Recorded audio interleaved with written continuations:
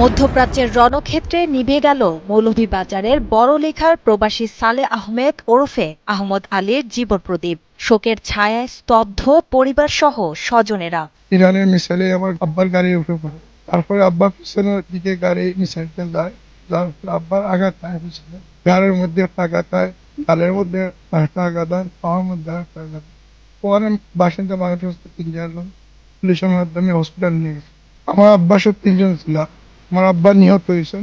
পরিবারের স্বপ্ন পূরণ আর অসুস্থ সন্তানের চিকিৎসার খরচ জোগাতে ৩ মাস আগেই প্রবাসে ফেরা সালেহ আহমেদ প্রাণ হারালেন ইরানের ক্ষেপণাস্ত্র হামলায়। একমাত্র উপার্জনক্ষম ব্যক্তিকে হারিয়ে দিশেহারা পরিবার। এগুলা খবর শোনা পরে ফ্যামিলির সবাই যে ভাঙ্গিয়া পড়ছে। 3টা ছেলে ছিল আর একটা মেয়ে, আর এই যে চাচি আছে, ওরা অনেক কান্নাকাটি করতেছে, ওরা ফিট হইতেছে, হসপিটালে যাওয়া চলে। সালেহ ভাই সরল মনের মানুষ এবং দানশীল মানুষ। সবসময় মসজিদ, মাদ্রাসাত এবং এতিমখানাত বিভিন্ন গরিব অসহায়ের তাই বেশি দান করতা। নিহত আহমদ আলীর শোকাতুর পরিবার এখন সরকারের কাছে আকুল আবেদন জানান, যেন দ্রুততম সময়ে তার মরদেহ দেশে ফিরিয়ে আনার ব্যবস্থা করা হয়। আমার দাবি হইলো সরকারের কাছে যে আমার আব্বার তাড়াতাড়ি মরদেহ যেন পাই।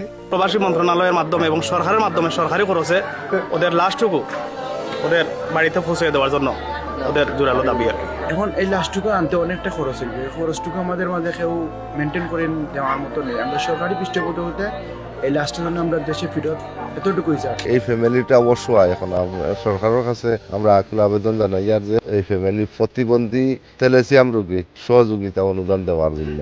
অফিসিয়াল যে রিপোর্টটা আসার কথা হাসপাতাল থেকে, সেটা এখনো পাইনি। সেটা পেলে সেটার ব্যবস্থা করা হবে। একটা যেহেতু যুদ্ধকালীন অবস্থার মধ্যেই দেশগুলো আছে, তাই কিছু হয়তো জটিলতা বা কিছু হয়তো সময় লাগছে, কিন্তু যত দ্রুত আর কি সম্ভব এটা সেই সর্বাত্মক সাহায্য কিন্তু সরকারের পক্ষ থেকে কিন্তু করা হচ্ছে।